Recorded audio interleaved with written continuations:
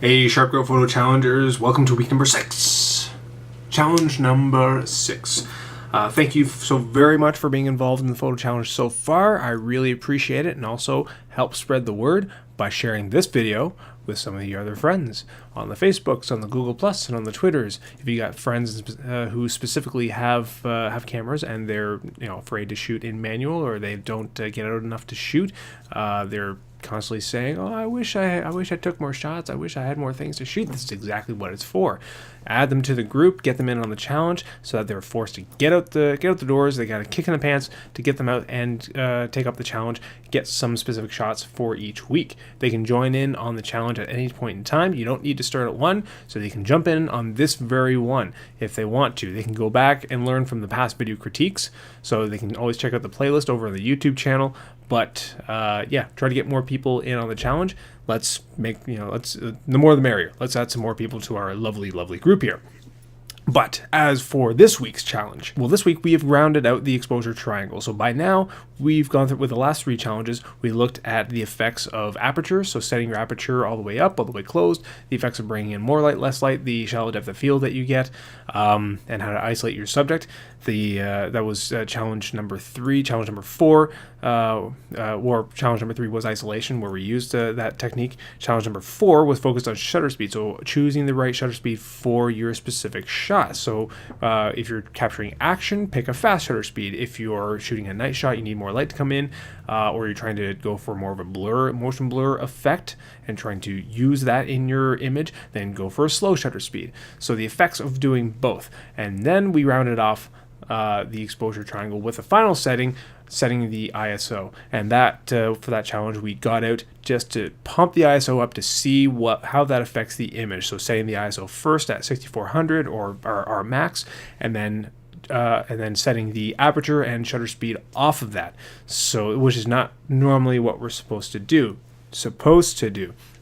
But that was just to see the effect of ISO on our images. And so this week, what we're going to be doing is combining all of that. So those of you who have not been shooting in manual yet, now you will be. This is the time when you're going to set your cameras all the way to manual mode and get out there and just shoot full manual. No more auto. We are in full control of the settings on our camera. Most of you are comfortable shooting in manual and maybe have been for most of the challenges so far. So consider this one kind of a little bit more open for you to challenge yourselves accordingly. But for those of you who were afraid of using manual, we're going to use what we've learned from the past 3 challenges and go full manual. Not manual focus. That's the only thing you can set in auto, but this is a little bit of this will involve the honor system. So I assume that you guys will live up to the challenge and shoot full manual. Set your aperture, set your shutter speed, and set your ISO.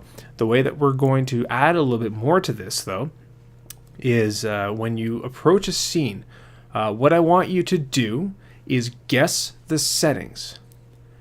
And the first shot you take, I want you to send that to me. So don't take a shot and then adjust your settings and then get the right exposure and then send it to me. I want to see how close you guys are getting to a properly exposed image. So when you have your subject, if you have the time to stop them and pose them, then great. If not, more pressure is on for you.